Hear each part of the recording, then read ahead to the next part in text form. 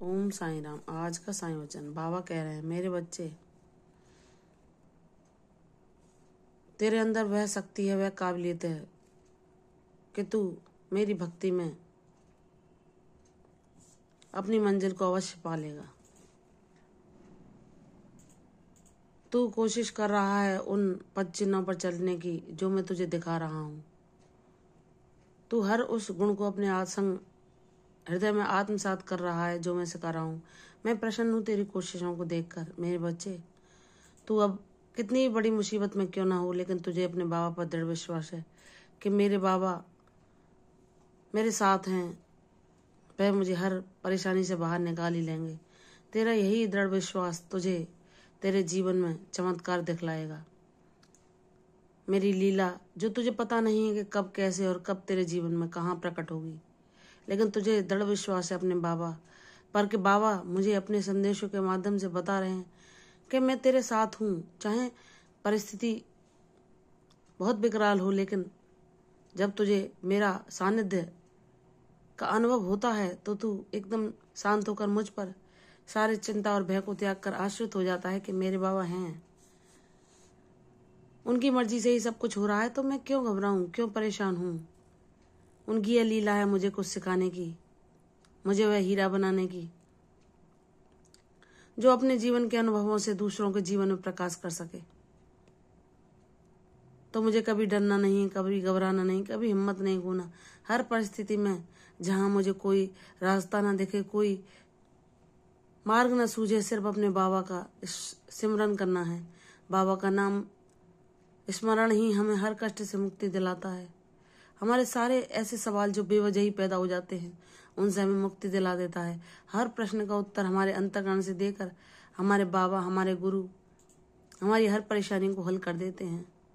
वह कहते हैं कि मेरे बच्चे, मैं जानता हूँ जो तेरे आसपास हैं लोग, वह तुझे नहीं समझते, तेरे भोले हृदय को, तेरे पाक इरादों को वह नहीं जान पाते। तो जाने दे, तुझे उनके आगे कुछ नहीं साबित करना। वह तुझे इतने लंबे समय के बाद भी नहीं पहचान पाए तो ये उनकी गलती है, तेरी नहीं। कि तू वाणी से भले ही तेज बोल दे, लेकिन तेरा हृदय इतना कोमल, इतना पवित्र है जिसमें किसी के लिए कोई दुर्भाव आता ही नहीं है। चाहे तुझे कोई कितना भी दुख क्यों ना दे दे, लेकिन तू हृदय से किसी को बद्दुआ देता ही नहीं है, क्योंकि तू मेरा बच्चा है। मैंने तुझे ऐसा बनाया है जो तेरे हृदय में दया और करुणा हर प्राणी मात्र के लिए बसी हुई है, वह मैंने तुझे दी है। तू सबसे अलग क्यों है? तू खुद सोचता है कि मैं भीड़ जैसा क्यों नहीं हूँ।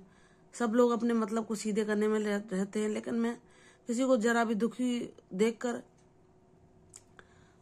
उसे प्रसन्न करने के लिए हर संभव प्रयास करता हूँ, चाहे मेरे पास वह सुविधाएं हो या ना हो।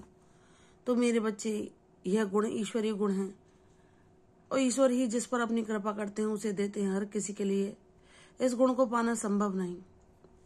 मेरे बच्चे, जो तुझे ऋणानुबंध के कारण लोग मिले हैं और अपने ऋणों का भुगतान तेरे से कर रहे हैं, तो जाने दे, वह तेरे लायक नहीं, वह तेरे काबिल नहीं है कि वह तुझे समझ पाए, तुझे जान पाए। तुझे कुछ भी साबित करने की आवश्यकता नहीं। जिस दिन तू प्रतिभावान होकर चमकेगा, तेरी चमक को देखकर वह भी पछतावे के अलावा कुछ ना कर पाएंगे कि हमें इतना भोला वाला व्यक्ति हमारे जीवन में मिला और जिसकी हमने कदर नहीं की, जिसे हम समझ नहीं पाए, जिसको हमने कभी प्रेम से दो बोल भी नहीं बोले, जिसको हम वह सम्मान नहीं दे सके जिसके वो हकदार था। तो जाने दो, तुम्हारे जीवन में अब तुमसे वैसे ही लोग जुड़ेंगे जैसे तुम खुद हो। तुम्हें सकारात्मक ऊर्जा वाले लोग ही तुम्हारे जीवन में आएंगे, जो तुम्हें तुम्हारी समस्या से बाहर निकलने का मार्ग भी सुझाएंगे।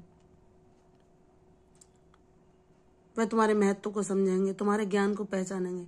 और ऐसे नकारात्मक लोग जो तुम्हारे आसपास हैं, जिनके अंदर नकारात्मकता बहुत गहरे तक जिनके हृदय में भरी हुई है और वह तुम्हारी बातों को समझ ही नहीं पाते, चाहे वो ऊपर से कितने भी ज्ञानवान होने का प्रदर्शन क्यों ना कर लें, लेकिन उनके विचार तुम्हें अवगत करा ही देते हैं कि उन्हें कितना ज्ञान है। तो मेरे बच्चे, वह उस काबिल नहीं जो तुम उन्हें देना चाहते हो। वह ज्ञान उन्हें मत दो, क्योंकि वह कहते हैं कि अगर तुम उन्हें कोई अच्छी बात बताते हो कि तुमने ये देखा है, बड़े ज्ञानी मनते हो। जिसको जिस चीज की कदर नहीं, उसे वह मत दो। जैसे एक बड़े तालाब में जितना पानी समाता है वह किसी बर्तन में नहीं समा सकता। तो जिसके जो योग्य होता है उसको वही मिलता है। इसलिए ऐसे लोगों को अपना ज्ञान मत दो जो वह उसके काबिल ही नहीं। तुम्हारे जीवन में ऐसे लोग भी आएंगे जो तुम्हारे ज्ञान को समझेंगे, तुम्हारे विचारों को